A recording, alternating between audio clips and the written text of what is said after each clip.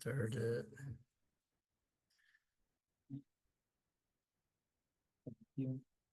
So anyway, what I was gonna say was,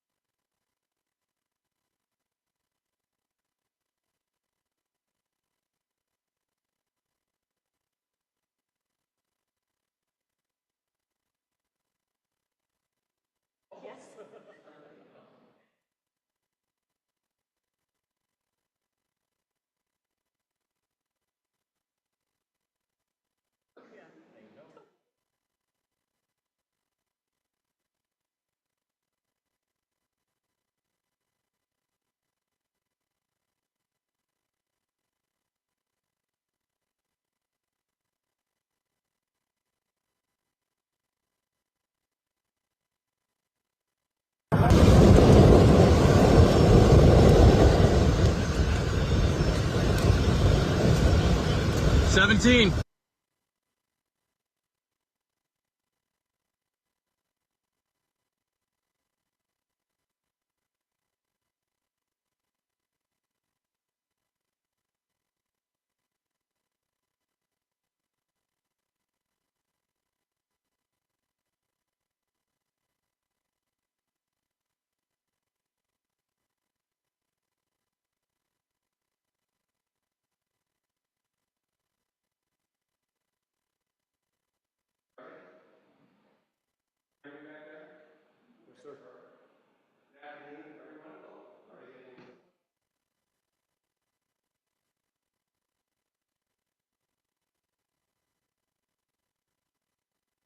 I'm going to do that without laying it over. Okay.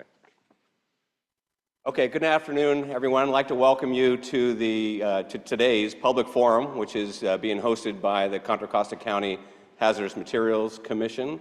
I'm Mark Hughes. I'm the chair of the commission, and on behalf of my colleagues who are here today from the commission, I'd like to say how pleased we are that you're here today in person and online via Zoom. So we have a very exciting program for you today. We have exciting are terrific guest speakers and 5 different topics that we'll be talking about today. Before we get started with the formal program, let me just go over a couple of housekeeping and informational items. And the first thing is safety, right? Safety is always first. So and I'm guessing some of you have not been in the Board of Supervisors chambers before, or perhaps not even in this building before. We want to make sure that you're prepared in case something does go wrong. So if there is an event that requires us to evacuate this room or this building today, we want to make sure that we do so in an orderly fashion. So take a look around now. Look at the exit that is nearest to where you're sitting, which could be behind you for many of you, could be to my right or my left, and that's where you would go. The only exception to that is if staff or the guards were directing us to go a different way. So that's number one. Number two is if there is a medical emergency in this room today, if you need help, make sure you get the attention of somebody next to you or one of our commissioners, and I'll have them stand in just a moment, and we will get the help that you need. And finally, very important, restrooms. Restrooms are out where you came through. Go towards the guard desk, but before you get to the guard desk, make a right U-turn at the glass wall, and it's just down the hall on the left-hand side. Okay? All right, that's some of the housekeeping. The other thing I'd like to do is just take a moment to explain to you a little bit about what the Hazardous Materials Commission is, what we do. So first of all, we are an advisory body, and each of the commissioners is appointed by the Board of Supervisors. And our job is to advise the Board of Supervisors on the management of hazardous materials and hazardous waste throughout the county. Anything from industrial safety, emergency response, environmental justice, pollution prevention. It runs the gamut, and so we provide the guidance that we hope is going to be helpful in them as they're developing policies. We also bring together diverse voices. If you look at the commission, we have representatives from industry, from environmental organizations, from labor, and from the general public. And really what we're trying to do, again, is to help shape policies that will protect our health, protect the environment, and hopefully protect future generations. So that's who we are. We're proud, I know I speak for all of the commissioners, we're proud to serve in this role, and we very much appreciate the support and the leadership that we receive from the Board of Supervisors, and particularly the support that they're providing for today's forum. I'm trying to, do we have any elected officials or, okay, so we're okay. I know the elected officials are very busy today. All right, so we will have a Q&A session, question and answer session, but we won't have it until the end of the last presentation. So we won't have it in intervals. If you are interested in asking a question, at the end of each presentation, raise your hand if you have a question, and what we'll do is we'll provide you an index card, and you can write your question down and who you want the question directed to, and then we will make sure we have that so we can answer it, or we can have it answered at the end of the last presentation. Does that sound, everybody got that? Okay, good. Let's see, the other thing is that this meeting is being recorded via Zoom, and the recording will be posted on the Hazardous Materials Commission's webpage. All right, without further delay, let's move forward with the program. So we have 5 topics today and 6 speakers, so we have 2 speaking on one subject. Each speaker will have up to 10 minutes, right? Okay, up to 10 minutes. We do have a, I say up to, I know, we'll see how you're doing, but the goal is 10 minutes. And we do have a very sophisticated timing system. And where's our timer? Okay, so if you see Jim hold up the green card, that means you have 3 minutes left. When you see the yellow card, that means you have a minute left, so you should start wrapping up. And obviously the red means time's up. I mean, we're not gonna cut off your mic, but that'll give you an idea of what we've got going there. Okay, what I would like to do before we start, I would like to ask the Hazmat commissioners just to stand for now. We're not going to go through an introduction, but afterwards, if you have time to visit the rooms A and B where we have informational tables set up, that'd be an opportunity to talk with some of the commissioners. So let me ask each of the commissioners to stand up. Perfect. Great. Thank you for being here, and it definitely is a pleasure serving with all of you. All right, we are going to move on with our first speaker, is Karen Abramians, who is Supervising Hazardous Materials Specialist for Contra Costa County. Karen will be providing information on hazardous materials, incident prevention, response, and a lot of other things. You're on. All right, hello everybody. I'm Karen. I'm going to tell you guys a little bit about what we do over at Hazmat. So let's get started. So we are the Certified Unified Program Agency, and the program was established by California Senate Bill 1082 in 1993.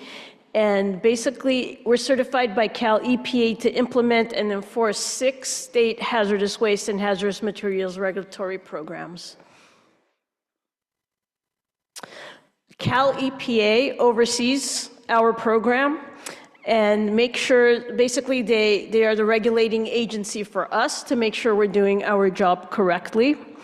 And we issue permits, conduct inspections, and engage in enforcement activities.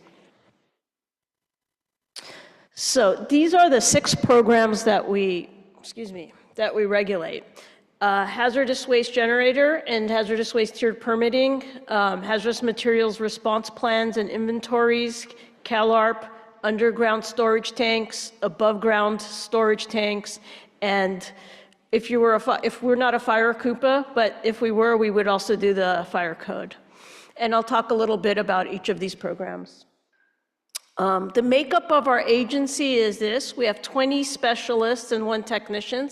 The specialists basically do all of our inspections and also serve on the IR team. We have 7 CalARP engineers who are engineers that go into the higher risk facilities. We have 1 pollution prevention specialist, 4 supervisors, hazardous waste reduction manager, an assistant director, a director, and 3 clerical staff. And that makes up the entire staff of our CUPA. So what do we do? We basically, our primary job is to conduct inspections of facilities. We conduct routine inspections for compliance at regular intervals. Depending on the program, that time interval will vary. After each inspection, we generate an inspection report with any alleged violations that are found and provide it to the facility with instructions on when they have to be cleared and what they need to do for it to be corrected. These are process-based inspections where we go through the process of each facility to see where waste is generated, where certain hazards are, and we also look at documents. So the first program I want to talk about is the Above Ground Petroleum Storage Act. And as you can see in the pictures, these are your large storage tanks that you see quite a few of in Contra Costa County. So all of these, if they have a capacity, an aggregate storage capacity of more than 1,320 gallons, are regulated by us. And this is for crude oil or a fraction thereof that is liquid at 60 degrees Fahrenheit. So when you see these big tanks, chances are that we have been there and inspected them. What do we do? What do we look for is every one of these facilities has what's called an SPCC plan, which is the Spill Prevention Control Plan, and that's what would happen if there was to be a spill. Secondary containment is required. Overfill prevention is required for these tanks.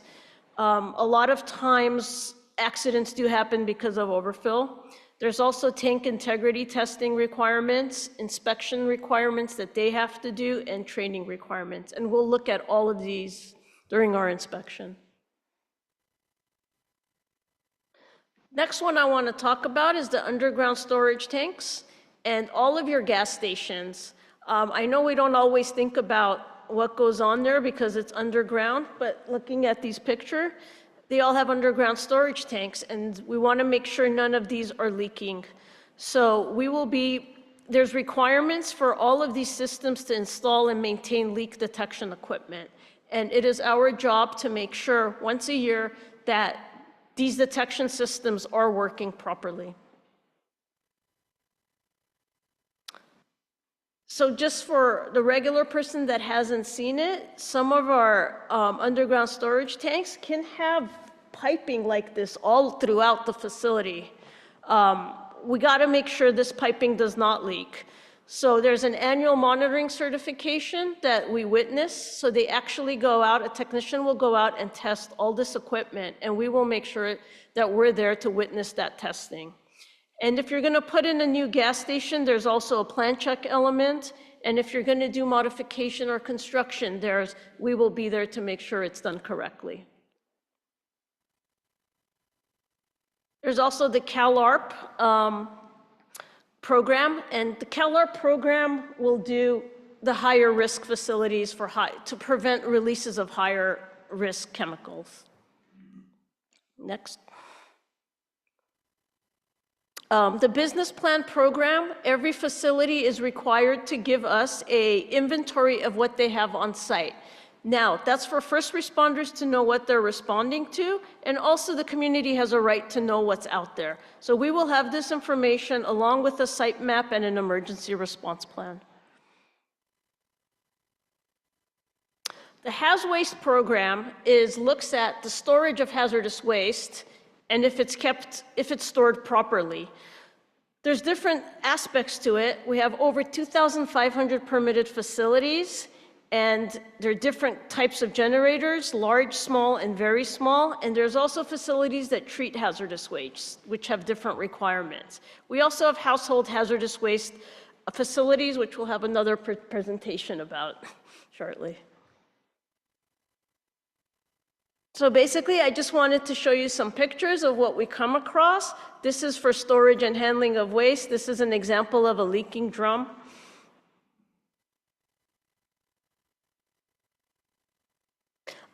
This is another one we saw at an HOA. Again, we're looking for containers maintained closed, compatible, properly labeled, inspected weekly. Obviously, from this picture, you know that wasn't happening. We also want to see labels on all of these hazardous materials. So if they should walk away from the facility, the public and first responders can be protected and know what's in these containers.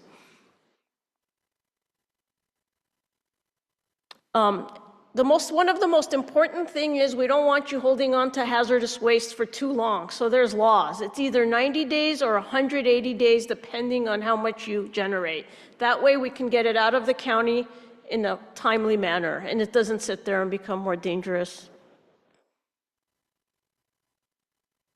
We will also look at training, integrity testing, contingency plans, disposal records, and weekly inspections. It's all part of the inspection process. Now, a couple standard waste streams of what we deal with. So one is a refinery, which is thousands of pounds of hazardous waste that is generated. Just some examples are oil waste, waste sludges, spent catalysts, solvents, tank bottoms, benzene, laboratory waste chemicals, and these are in the thousands of pounds, right? Some of our larger facilities. But we'll also have automotive facilities, way smaller, right? Used oil, antifreeze, filters, solvents. And to give an example, this is a leaking. These smaller facilities also do cause problems. This is a leaking used oil tank we came across. And we inspect these. Another one, pretty large tank leaking all over. This is just an example of waste filters stored improperly. And then schools, we inspect all of your high schools in the county, and they have different waste streams. Laboratory waste being the primary thing, but smaller waste streams such as used soil, paint, etc. To give you an example, this was a laboratory in a high school, and that white sheen you see on the cabinets was actually acid. So when we pH'd it, it was all below a 2. And this was in an area where students could walk through. So we got that cleaned up. This is a fume hood inside a school, improperly, storage of waste. And then retail markets, I'm going to go through these a little bit faster, but they will also be inspected. And this is an example of improper storage, and the next slide should show you how we got it cleaned up. Much better, right? Machine shops. Next. Laboratories. And then we'll do progressive enforcement. So if we come across one, we'll issue a violation, and then eventually it will be upped, and then it would become a notice of violation, and then go to formal enforcement to the district attorney, and then, or we'll do an in-house AEO. So I just want to show you one or two other pictures. I'm being told to hurry up. We are also the IR team, incident response team, and we do a lot of cool stuff with drug labs, biological agent detection, chemical detection, radiation detection. We'll respond to incidents involving all of these. And I'll just go through and show you some really cool pictures I want you guys to see. Next. So this is one we did with ComFire, actually. This was a tanker, unknown material on the side of the road. And if you see, that was a joint entry. We went in and ID'd the material, so we can suit up completely and identify the chemical. Next. We have decon, we will decon. I just wanted to show you our suits. Next. We'll also have drills, and this was the green one, was a creek that it was unknown what this chemical was. So we responded, turned out it was a dye, but it looked real cool. And then we'll have chemical hazards, a hoarder house we had, and we ID'd, and we got rid of these chemicals by the help of household hazardous waste, so we're all interconnected. Next. And just a picture of air monitoring we can do, and that's it.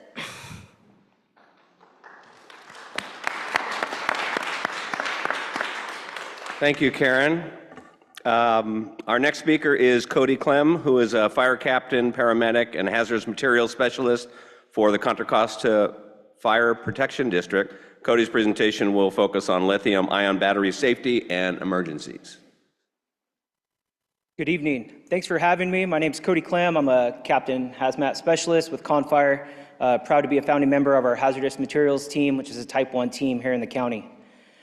Tonight, before I get started, I just want to have a moment of silence on a day that we're remembering 9/11 for the recent loss of Charlie Kirk, all the recent school shootings and violence that we have in our country. I think we need to do better.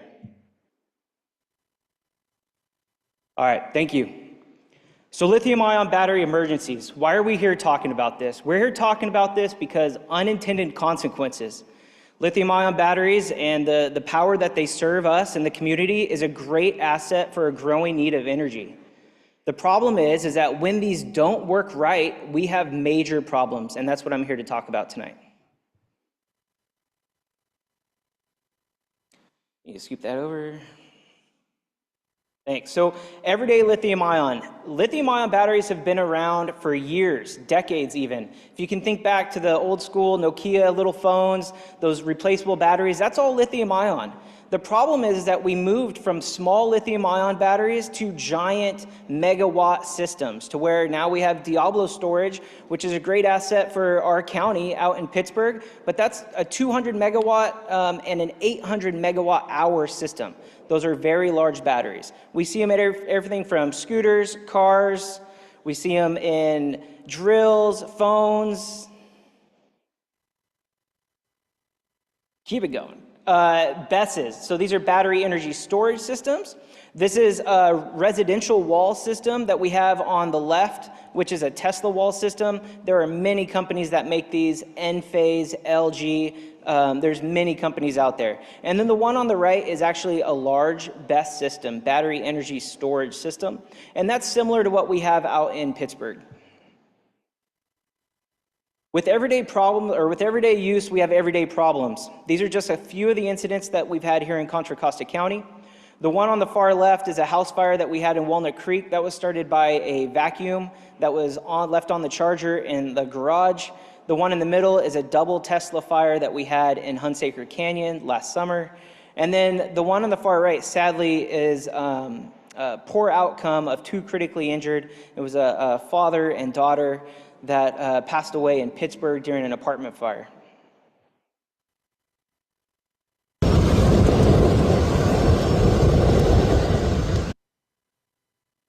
So that was just a quick video of what the fire actually looks like coming out of the bottom when it's venting from a electrical vehicle. It's not a normal fire. It's not the normal flames that we see from a fire. Those are those are very heavy, energetic flames. What do we have? So we have a few different types of cell design. The main type that we see out there is cylindrical cells. These cells are anywhere between 18650s, which are just slightly bigger than a AA battery, all the way up to a 4680, which is about a 40 millimeter size. It's about the size of your hand. Cylindrical cells are common. They're used in everything from vape pens, micromobility devices, scooters, bikes, buses, trucks, giant energy storage systems. It's easy to know, or it's rememberable to know that 18650 batteries can produce 8 liters of toxic and flammable gas, just one 18650 battery. So many of these devices take several 18650 batteries. That includes like batteries in e-bikes and scooters, have anywhere between 50 and 130. And a Tesla can have as many as 7,000 batteries or more. So there's 3 main types of the chemical composition of these batteries, and that's going to be NMC, which is nickel manganese cobalt, nickel cobalt aluminum, or NCA, and then lithium iron phosphate, which is LFP or LiFePO4 that you may see stamped on these batteries. So how do we get the problem? Well, in normal activity, in normal use, you have heat that gets dissipated, it gets released, it's stored up, and under normal use. But each battery and device has a battery management system that's supposed to pull off that heat and dissipate it for us. Now, when that breaks down due to overheating, crush, penetration, overcharging, either mechanical, thermal damage, that heat generation isn't able to dissipate. And it continuously heats up until the battery gets so hot that it goes into thermal runaway, releasing the gases because of the separator that breaks down in that battery, and it's able to release toxic and flammable gases. But what type of gases? You have flammable and toxic. Flammable gases like carbon monoxide, hydrogen, hydrocarbons like methane, ethane, ethylene, and then some bad toxic gases like carbon dioxide, hydrogen fluoride, hydrogen cyanide, hydrogen chloride, and others. Something that has really taken hold from us, especially after Moss Landing incident, is the metal particulate matter that we're giving off during these runaway events. Studies have shown that we have 12,000 to 17,000 times the EPA ambient standard for particulate matter, and the majority of that particulate is heavy metal. Lithium, nickel, cobalt, manganese, and copper are all found in these gases. This is Diablo energy storage. This is a large battery energy storage system. It has 200 megawatts of energy.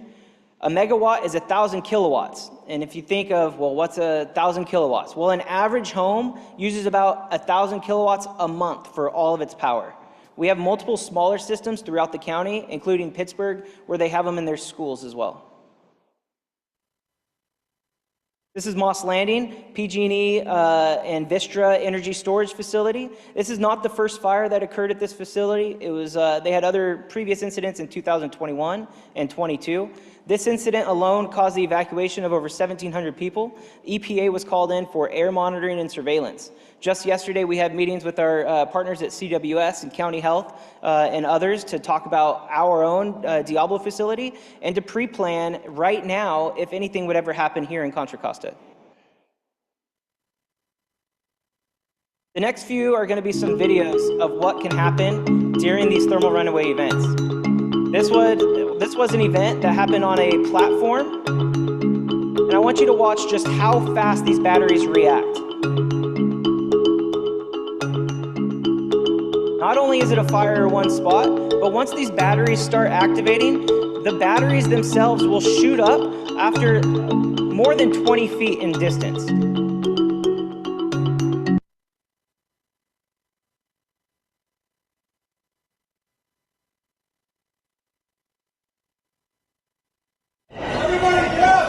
This is a scooter The that chaotic was moments left after on a subway a car caught train. fire in Toronto. Officials believe it was caused by a lithium-ion battery in an e-bike. It scared me a lot because That's something, that slide right there, that quick video is something that keeps me up because heaven forbid we have one of these on a BART train while in motion. Luckily, that last video was held at the platform and everyone was able to get off and there was only one person injured. But if we have one of these scooters or a bike that's allowed to go onto BART while it's in transit and a thermal runaway event happens, we can have a mass casualty event sustained in that BART train until it gets to the next platform and we're able to do something about it.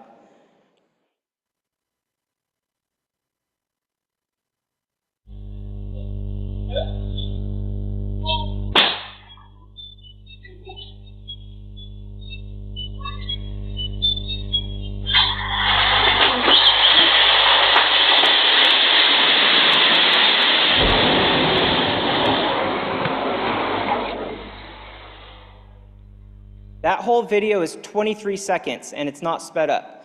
From the time you hear a pop of your battery going into thermal runaway to the time that you can have full room flashover, 23 seconds. In old school firefighting, we have legacy construction and we have legacy textiles and stuff that make up the products in our homes. You used to have around 7 minutes before a room would flash over in fire. Now with new legacy, with synthetics and polyesters, we say it's around 3 minutes. With lithium-ion batteries, you have between 17 and 30 seconds. Just understand that. This next one, I want you to understand as you listen to this, I want you to listen for the smoke alarm. Smoke alarms are supposed to protect us. They're supposed to let us know that there's a fire and there's danger. Tell me when the smoke alarm activates.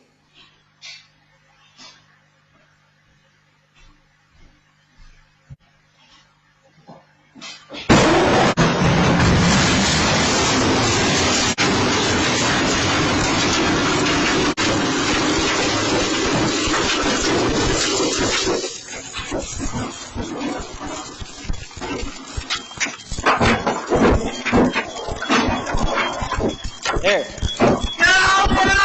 Guys, that whole video is 30 seconds long, and it took almost 30 seconds before a smoke alarm activated to tell that family that something was going on. They were asleep on the top floor, on the second floor of their apartment, or of their home, and luckily they heard the pop from the battery that woke up someone to come and let them know what happened. This incident is Otay Mesa. This happened in San Diego. This is a large BESS incident. This fire burned for over a week. They had fire activity there for over a month. EPA is still on site trying to clean up that incident. And the Seaside incident caused over $900 million in damage, shut down the large highway that goes from the Port of Los Angeles into the city.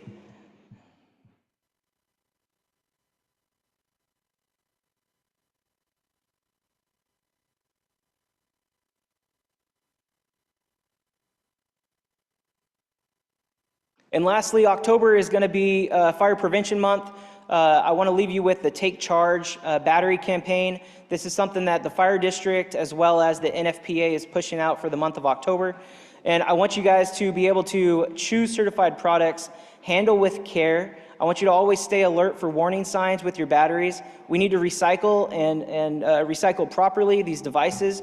We need to get out quickly if there's a fire because we do not have the time like we used to.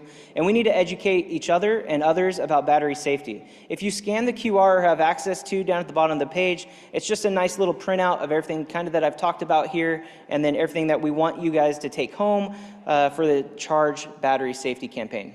Thank you. Thank you, Cody. And just as a reminder, if you have questions of one of the first two speakers, go ahead and raise your hand and we'll make sure you get an index card. All right, our next speaker is Jeff Nicewander, Senior Household Hazardous Waste Technician for Central Contra Costa Sanitary District. Jeff will provide us information related to household hazardous waste and pharmaceutical disposal. Jeff, you are on. Thank you, sir. I appreciate it. So, yes, good afternoon, everybody. My name is Jeff Nicewander. I work for Central Contra Costa Sanitary District as a senior household hazardous waste technician. And today I'm just going to give you a 10,000-foot overview of everything that we do out there. Next slide, please. So, as Karen mentioned earlier, Contra Costa County is broken into 3 distinct jurisdictions for household hazardous waste. We have West County, Central County, and East County. Take a moment for everybody to get a chance to jot down which one is theirs, just in case you don't already know. Okay, go ahead. Who are we at Central San? So we are a wastewater service or wastewater treatment plant located here in Martinez. Overall, we have about 1,400 miles of pipe running to us. Service almost 200,000 homes, and just for household hazardous waste alone, we average about 32,000 customers a year. Since inception in '97, we've collected over 52 million pounds. For perspective, probably in the last 5 years, we've done about 9.2 million. Next slide, please. I encourage you all to take a look at our website, centralsan.org, for more information. We have all kinds of public outreach through our communications division. We have tours both online and in person. We have the Central San Academy, where you actually come out for a few weeks or a few days over a course of a month, and you get to learn about everything that we do. There's also the pipeline that comes out twice a year. Should be a mailer that lands in your mailbox and just gives you an update of what we're up to. And then any questions that you come up with, you can always send us an email at webmail@centralsan.org. Another housekeeping item, no wipes down our pipes, please. Just because the package says that it is flushable does not mean it's going to break down on its way to our plant. It will get into our system. It will gum up pumps and lines, and then some of my coworkers, like Anthony here pictured in the right side of the slide, have to go and clean it out. And that's what it looks like at the very end of it. So we encourage you, please, only flush the 3 Ps. You poop and paper, right? Okay. So what is household hazardous waste? The best description that I have figured out so far, that we always tell our new customers, is if you could walk out of a hardware store with it or order it in a mail order catalog over the last 100 years and you don't want it in your drinking water, odds are you're going to bring it to me. So that is your paints, your solvents, your fertilizers, your batteries, automotive products, cleaning products, you name it. There's a shorter list of what we don't take than what we do take, okay? So, sort of going back to what Cody was talking about, but I'll be briefer about it because he knocked it out of the park and there's not much more I can say on the matter. But let's talk about some batteries. They're in our lives every day. I'm pretty sure every last one of us here in the auditorium has a battery of some sort within arm's reach of us, right? Yeah, I'm willing to bet. Next slide, please. So the ones that I want to cover are the damaged, defective, and recalled batteries, or the DDRs, okay? And lithium-ion batteries have a tendency to swell. They go bad if they're abused. It's not a pretty sight like we've seen just a few moments ago. We do take them at our facility from our residents as long as they're under 300 watt hours, so the consumer size. Next slide, please. Going back to safety, words of advice: don't ever puncture the battery just because it's swollen out there. No, don't try to fiddle with it. Don't try to decompress it. It all just needs to be handled delicately. Don't use the device afterwards. Okay, don't try to discharge it. Don't try to make it better. There's no going back once it is swollen and once it is popped out of its case. Don't submerge it in liquids. We've seen that. It's not a good idea. Tape the terminals so that there's no chance of it short-circuiting on the way out to us. Ideally, place it in a metal container and don't seal the lid. Put some dirt, some dry dirt or sand in the bottom so that it stays and doesn't get rattled around on the way to our facility.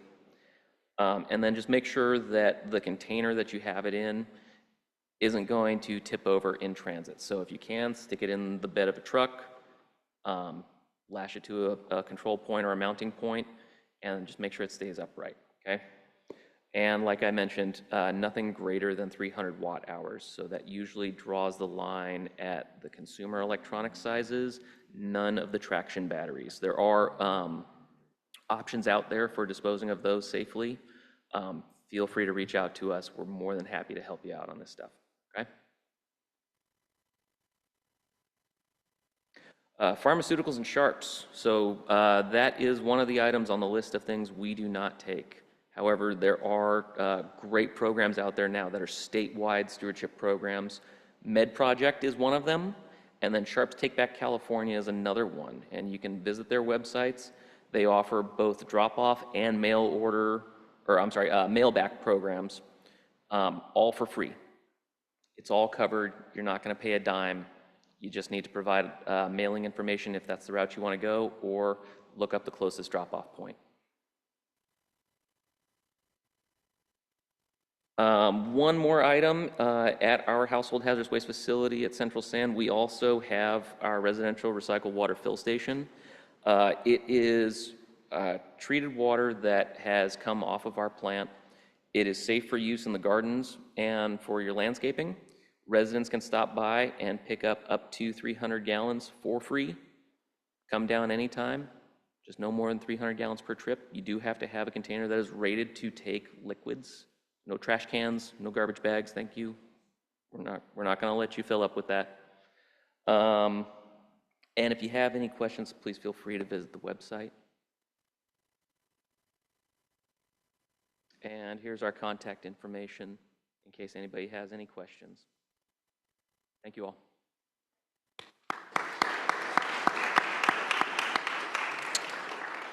Thank you, Jeff. Next up is Leslie Monroy, who is Senior Emergency Planning Coordinator for the Contra Costa County Office of the Sheriff. Leslie's presentation will focus on the community warning system. Hello, thank you everyone. My name is Leslie Monroy, and just some history on the system because it is relevant. In 1993, following a major hazmat incident, the CARE group, the Community Awareness and Emergency Response Group, working with Contra Costa Health, formed a committee that was comprised of agency, industry, as well as community representatives to provide recommendations to create a countywide community warning system. In 2001, the system was passed over to the county, and with time, not only was it a system for hazardous materials incidents, but also for all hazards incidents. So today, that system is housed in the Office of the Sheriff, and today I'm going to talk to you about the system specifically focusing on hazardous materials notifications, and then giving you a broader picture of how the system works on the all hazard sides with all different kinds of emergencies. So the community warning system is what we call an all hazards mass notification system. This means it isn't just for one type of event. Anytime there's an emergency where the public needs to take protective action, we use the community warning system. So some examples can include evacuation orders, evacuation warnings for fires, shelter in place, as well as law enforcement activity, as well as avoid the area and attempt to locate a missing person for anyone who's at risk. The important takeaway is that the alerts that we're sending out through the community warning system aren't just FYI messages, right? These are action-based alerts that tell people what to do. So when do we actually use the system? The CWS is reserved for situations where there's imminent threat. So there has to be an imminent hazard to human health or life, and that could be life-threatening as far as, like in this case, a chemical release, a fire, or even a developing hazard that could escalate into something more dangerous. We also use it when it's simply not realistic or safe for responders to go door to door. Imagine trying to notify thousands of people in their homes when there's only a few minutes, right? So that's where the CWS becomes critical. So let's talk a little bit about the activation process. So alerts typically start with an incident commander that's out on the field and finds that there is a protective action that's needed from the community. That incident commander could be a first responder, law enforcement, right, fire. In this case, for hazardous materials incidents, it'll be Contra Costa Health Hazmat team. And then they will then contact dispatch. From there, dispatch will contact the 24/7 on-call CWS duty officer. We'll get the critical information from that incident commander, call them back, and then create the alert. And then it will get sent out. The incident commander, as well as that CWS duty officer, will remain in contact throughout the whole activation and until the event has ended. The photo, as you can see on the bottom, is just to show we do have templates within our system for every protective action that we talked about earlier, where we include placeholders where we put in the pertinent information. So this makes it quicker for us to be able to send out those alerts. And the main takeaway too for this picture is to show that the community warning system alerts are geo-targeted, right? So if you see that red square, that means that only the people within that square are gonna get the alert, right? And the reason we do that is because, for example, if something's happening in Richmond, we don't want people who are registered in Antioch to get that alert, right? We want the people who need to take the protective action to get the alert within that area. One of the strengths of the community warning system is redundancy. So we don't just rely on one notification tool, we rely on many. And the reason for that is simple. No one method reaches everyone, right? So we like to use the approach of multiple methods. We rather have more ways of alerting someone than none at all. And so this shows the plethora of tools we use. So for example, for CWS registration, we have people go to cwsalerts.com. That's our public-facing website, where people can register up to 3 phone numbers for text, 3 phone numbers for phone calls, as well as 3 emails. And then the most important part too is 3 different locations. So if you live and work in 2 different areas of the county or have a sibling or a daughter who goes to school in the county, you can also put that as well. And that's important for geolocation. Because when we send out that alert, if you are registered in that area, you will get that alert. The next we use is our public website. All of our alerts are always on our website, cwsalerts.com as well, and they will stay on our website throughout the entire duration of the alert, as well as updates and the all clear. We also utilize social media, Facebook and X, formerly known as Twitter, and we utilize this solely for our alerts. We also have sirens within the community warning system, and we'll talk about that in a little bit, and those are specifically for hazardous materials incidents. We also, as the alerting authority for the county, utilize federal tools. So the wireless emergency alerts, much like an Amber Alert, taps into your phone and uses cell phone towers. So if someone is passing through the area or if there's a cell phone within that geolocated area, you will get the alert. And this is regardless of registration. We also use the emergency alert system, which taps into local TV, broadcast, and radio. And then lastly, and most importantly, the NOAA Weather Radio through the National Weather Service also broadcasts our alert.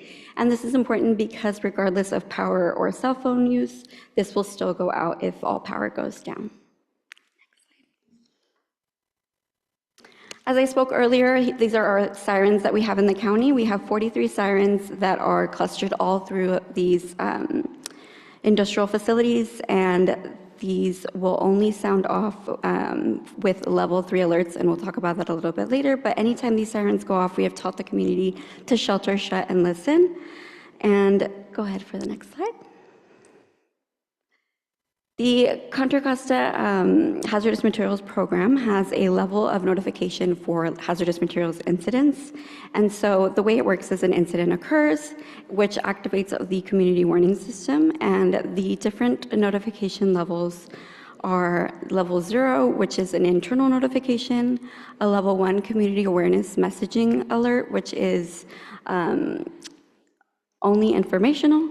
And then the level 2 is a public health advisory, which does go out through the community warning system, and it's a public message that is triggered. And then a level 3 is the highest level, which is also a CWS alert, where the sirens will go off. Next slide.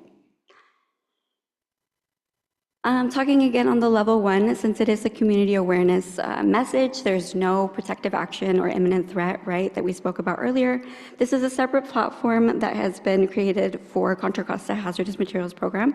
In order to get these level 1 text messages, you have to text CC Health to 21423.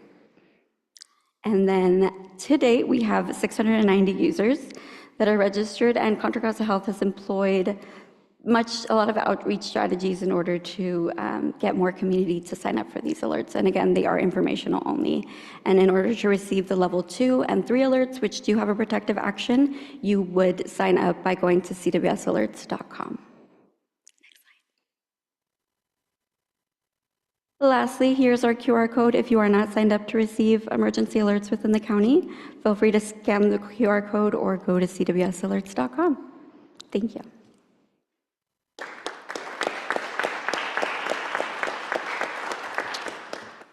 Thank you, Leslie. And our final speaker, actually our final speakers, are Anais Tournier and Mackenzie Rivera, who are both air quality specialists from the Bay Area Air District. Somebody asked me today, what's the Bay Area Air District? Formerly called the Bay Area Air Quality Management District. Recently changed their name. Anais and Mackenzie will be providing an overview of the Air District's complaint program. Hi everyone, my name is Anais Tournier, and this is my colleague Mackenzie Rivera, and we'll be covering our complaint program. So our goal for today is for you all to leave comfortable and confident in your ability to submit an air quality complaint to us using our phone line, which is 1-800-334-ODER, or online on myaironline.baaqmd.gov. We have QR codes up on the screens that will provide you an overview of everything that will be discussed here today, and we'll also show the screen at the end of the presentation for you all to scan. So the Bay Area Air District is a government agency tasked with protecting the Air District. We serve about 7 million constituents over these 9 Bay Area counties. We've identified 18 overburdened communities, such as Martinez, within our jurisdiction. An overburdened community is a community that is disproportionately impacted by air quality issues. We've also established 28 air monitoring stations throughout these 9 counties. And our mission here at the Air District is clean air for all, and we do so through implementing these 6 principles, which are transparency, partnership, trust, equity, environmental justice, and integrity. And so this is a foundation for all that we do here. So what is it that we do? We monitor and forecast air quality. We develop rules and regulations. We issue permits to regulated sources. We also offer climate grants in partnership with local agencies and communities. We are in the Compliance and Enforcement Division, so a lot of our time is focusing on enforcing rules to ensure that the regulated community is held accountable while also protecting the community. And last but not least, in our focus for today, we investigate complaints. We'll just jump straight into our air quality complaint program. So we have 4 main objectives for this program. Our first objective is going to be open communication. The complaint program provides an avenue for the public to express any of their air quality concerns with the district. And we at the district see this program as a partnership with the community to be able to address any air quality concerns that people who are experiencing events in the community can immediately report that to us so that we can follow up with our second objective, which is timely response so that we can take early action. Our third objective is going to be thorough investigation of each and every complaint, and that will be through fact-finding methods such as patrols, inspections, and communication with both the regulated community and our complainants. And our fourth objective is going to be taking appropriate action and following up with our complainants. So before we get into how you can submit an air quality complaint, let's discuss what kinds of emissions are covered under the Air District's jurisdiction. So here are examples of types of emissions that we do have regulatory authority for. So odors, dust, smoke and particulate, asbestos or gas station concerns, illegal fires in someone's backyard, or wood smoke coming out someone's chimney. We even have regulatory authority over smoking vehicles you may see on the highway. So these are examples of emissions that we can take action on. Unfortunately, there are emissions that fall outside of the Air District's jurisdiction. And so these are a couple examples. So we have aircraft contrails, indoor air quality, recreational barbecues, mold and noise, odor or dust that might be associated with agricultural operations, as well as composting odors, and odors that may be associated with vaping, marijuana, or cigarettes. And although we don't have jurisdiction on these types of emission, we do work with our partnering agencies and the complainants to ensure that they're pointed in the right direction so their complaint is heard by the appropriate agency. So if you do have an air quality complaint that falls in our jurisdiction, you can submit it to us in one of 2 ways. You can call our complaint line, which is 1-800-334-ODOR, where district staff personnel will go through your experience with the emission and jot down all this information in our database that then will be submitted to an inspector for investigation. Or you can report it yourself on our website, which is www.myaironline.baaqmd.gov, or simply you can type in Bay Area Air District complaints in your search bar. Here you'll be tasked to fill out these 3 tabs, which will ask you for general information about the complaint and about your complaint and where the emission is located, as well as your contact information. We would like to state that the district takes confidentiality very seriously, and your contact information will never be shared with anyone outside of the inspector handling your investigation. That being said, we do understand that not everyone is comfortable with providing their contact information, and so you can choose to be anonymous via our phone line or online. We also offer language interpretation services on our phone line in 150 different languages, and that's just to ensure that all Bay Area constituents can submit a complaint. So if you do submit a complaint during working business hours, an inspector will be with you promptly, and our regular business hours are going to be Monday through Friday, 7:30 a.m. through 5:30 p.m. If you submit a complaint after hours, it will be incorporated in our incident response program, which is reserved for major complaint events. And if it's not addressed during our complaint investigation of a major event, it will be promptly responded to the next working day. So once you submit a complaint, what happens? So these are the 5 steps that inspectors such as Mackenzie and myself take during a complaint investigation. So our first step is going to be communication. This is where we will reach out to the complainant to gain additional information and perspective of what is occurring for this emission and what the complainant is experiencing. And the goal here is just to acquire additional information and prepare us for our investigation. Our second step will be our investigation, where the goal here is to witness the emission and trace it back to its source. At this point, an inspector can meet with you in person if you are comfortable with meeting them or able to.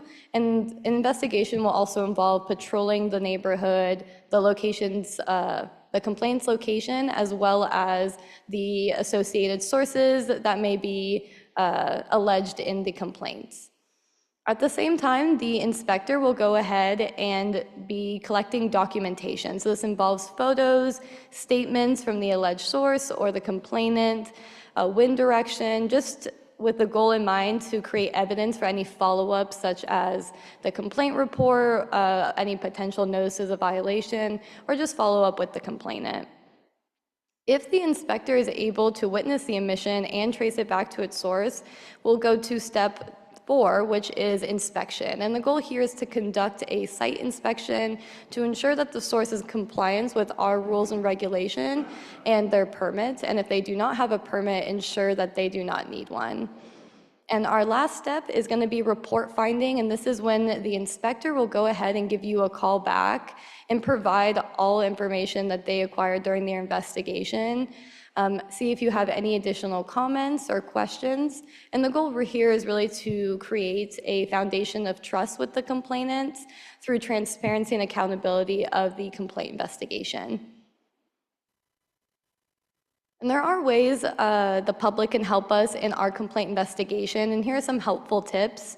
So reporting the complaint as soon as possible, being descriptive of whatever emission that you are witnessing, either whether that be with the complaint or during the complaint investigation or in your original submittal, providing closest location of where the emission was first witnessed, last witnessed, or strongest. Documenting your observations and providing photos to the inspector is really helpful, and sharing your contact information for follow-up. And so we do have these helpful tips on our website, including our odor wheel. Odors can be really hard to describe, especially when you don't experience them a lot, so we have some helpful tips there. And we do have pamphlets as well at our table after this meeting. And so although this is not related to our complaint program, we do have additional resources for you all. In July, the Air District launched our air quality incident notification, which if you sign up online, you'll be given a notification if any major air quality event occurs in your area. You can also follow the Air District on social media at Bay Area Air District to acquire information about wood smoke season, how to protect your health during wildfires, as well as updates on any enforcement cases you may be interested in. And last but not least, you can sign up for Spare the Air text or email alerts so you can get local air quality updates. And as promised, here is our last slide. If you guys would like to go ahead and scan that QR code, we'll also have pamphlets available at our table. I hope you all feel comfortable and confident in your ability to submit an air quality complaint to us, either via phone or online. And we'd just like to thank the county for having us and providing us an opportunity to chat with you all, and we look forward to questions. Thank you.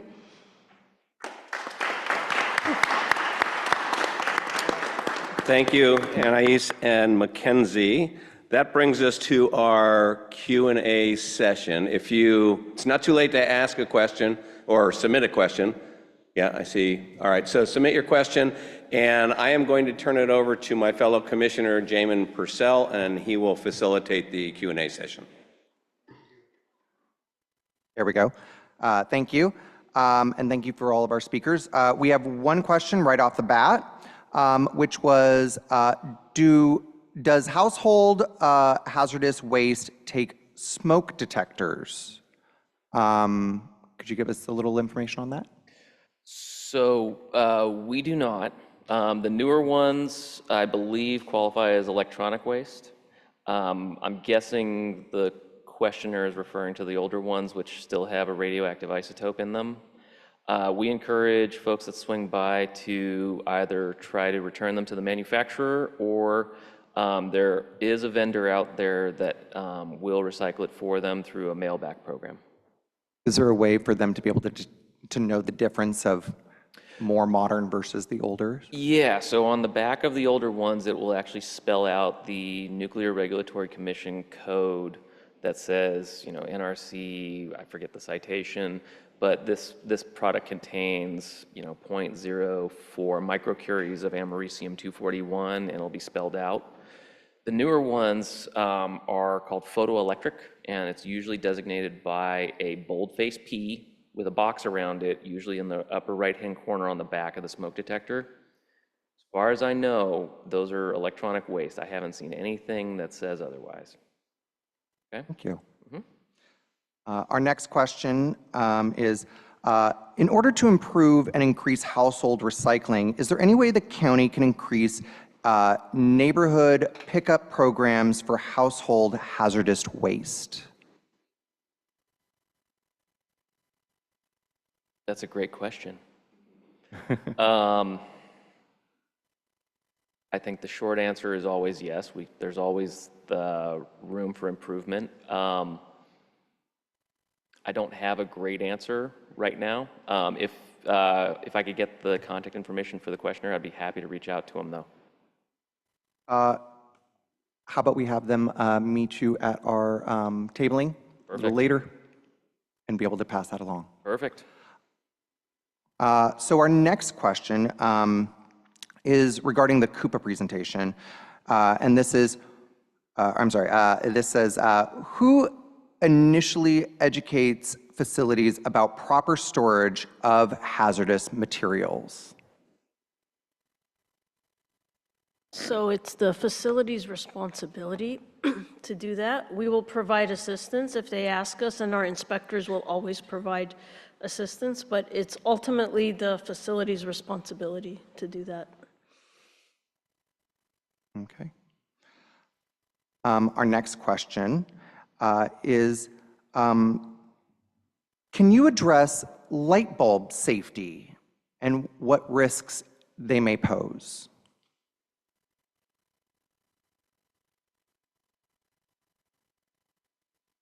So I'm guessing we're talking about the fluorescent lights that we are phasing out now in California. Yeah, there is mercury vapor in them. That's why we take them. Off the top of my head, I think our facility alone probably sees several thousand, if not, or several hundred, if not thousands in, a week or two. And that's just the straight 4-foot tubes that you would get in like your old shop lights and stuff like that. When you start talking about the compact fluorescents, I mean, it's even more. I mean, they're out there. Again, you could walk out of a hardware store with them, and you definitely don't want them in your drinking water. When you have them and they burn out, bring them on down. Our facility is open 6 days a week, 7 a.m. to 2 p.m. We take them. If they break, do your best to clean them up. Still bring them down. We'll take care of them. It's not a big deal. Thank you. The next question is regarding lithium-ion batteries. Are there additional or new regulation changes proposed or being developed to help increase protections for consumers or homeowners from the fire hazards they pose? Yeah, so lithium-ion batteries, the technology is always evolving. UL, the FSRI, the Fire Safety Research Institute, the NFPA, these protocols and guidelines are changing actively, like even as we speak. Now, I will say that I would push you guys to go to the FSRI website, who has up-to-date, as well as the NFPA's website has up-to-date recommendations. One of the main things you can do is make sure that all your products have either a UL or a Canada Safety Institute stamp on the back that shows that they're approved, that they have good battery management systems within those products. Thank you. All right, and then this last one, I think we'll just go down the line, starting at the far end from me, which is for each of these agencies here today, what, in your opinion, represents the greatest threat or emerging concern facing the community today? Oh, I get to lead in with this? Yeah. I just answered yes. That's a tough one. Honestly, I don't know. I mean, how many brand new chemicals go on the market every single year without, necessarily the research behind the ones that we already have? Lithium-ion batteries obviously are the hot topic, no pun intended, right now, because found, this great energy source, and we, just maybe didn't think all the way through the process. And we're now starting to develop and figure out, okay, like this is how we're going to deal with this waste stream. This is how we're going to handle these products when they go bad. Because if you think about it, I mean, even the first generation of electric vehicles is just now reaching end of life. So, there's more coming. Thank you. Next down the line. So I think that's a great question for the Coupa. We handle so many chemicals in so many different industries. I've been doing this for about 18 years, and I remember about 15 years ago, it was retail hazardous waste, right? Your Home Depots were catching on fire. Then it was the Bakken crude. I don't know if you guys remember that. That fell out. I would never think I would be sitting up here and worried about lithium-ion batteries, but I am.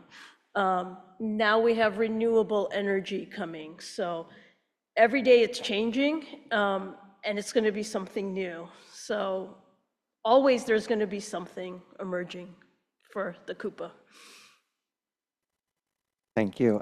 Next on the line. Yeah, thank you. Great question. It's not lithium ion. No, I'm just kidding. It is. No, so it is. I mean, lithium ion battery is here.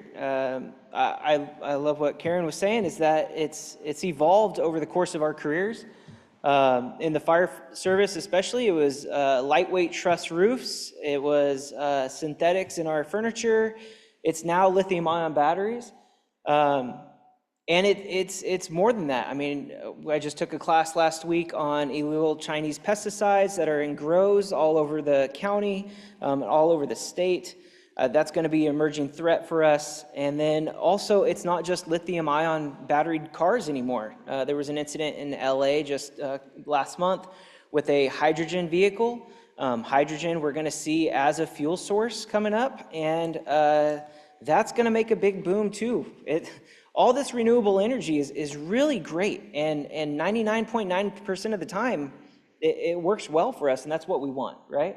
But the problem is that everyone up here doesn't work in the 99.9%. We all work in the 0.1%, and I think that's why you all are here, and the questions that you're asked are great, and I appreciate it. So it's never just one thing. I think right now we have a vast amount of problems that we can that we're all addressing simultaneously. The top of my list, though, would be lithium-ion batteries. It would be illegal Chinese pesticides, and then alternative fuel sources that we're coming up with, it seems like almost daily. Thank you. Thank you. All right, and then one more down the line. There we go. Two more.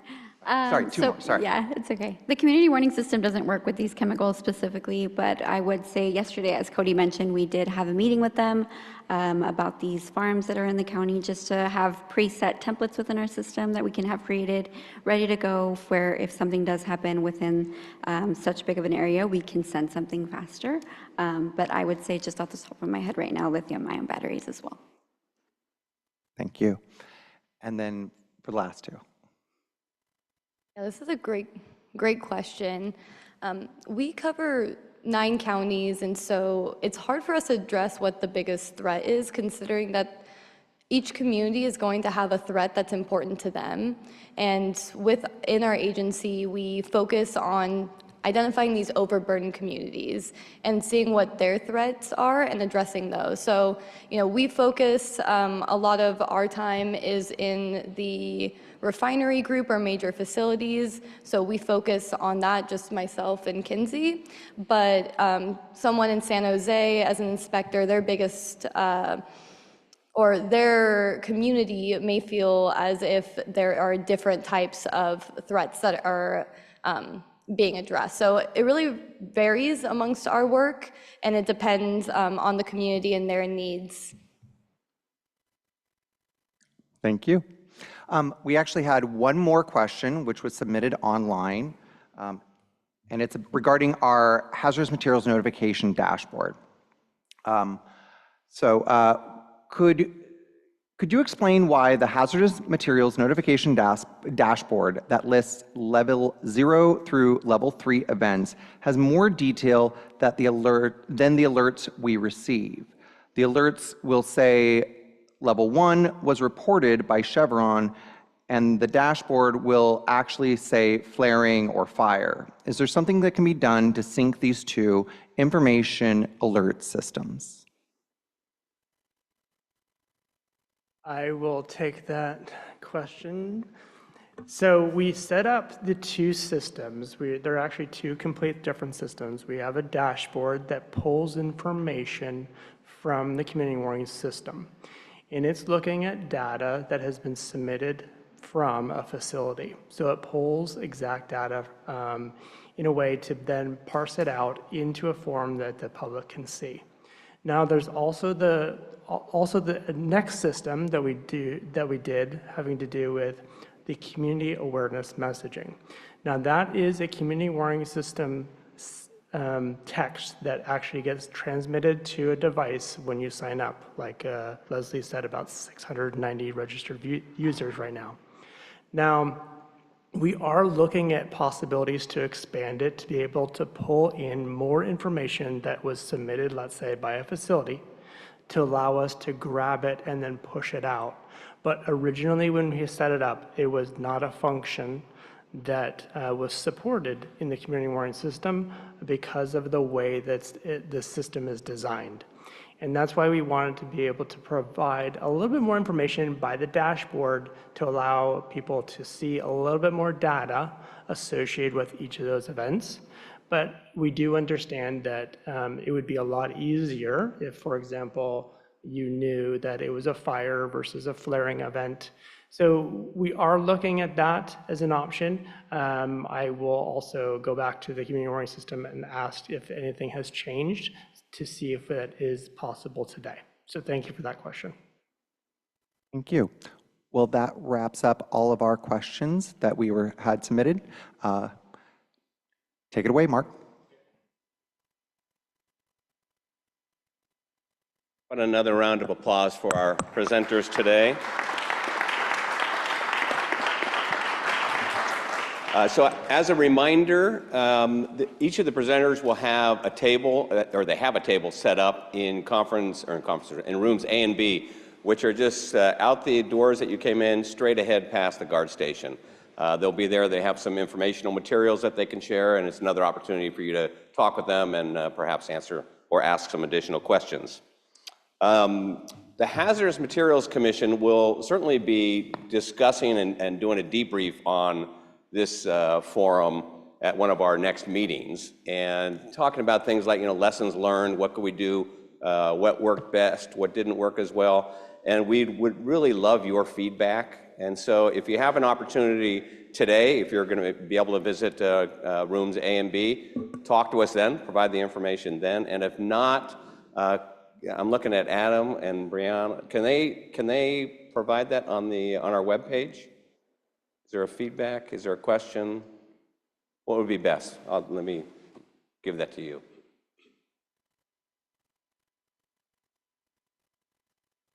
Could do the email.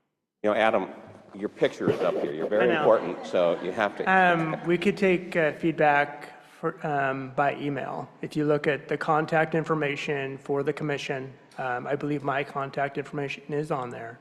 You can email us, and we will add that to the agenda. Okay. Yeah, we would very much value your feedback.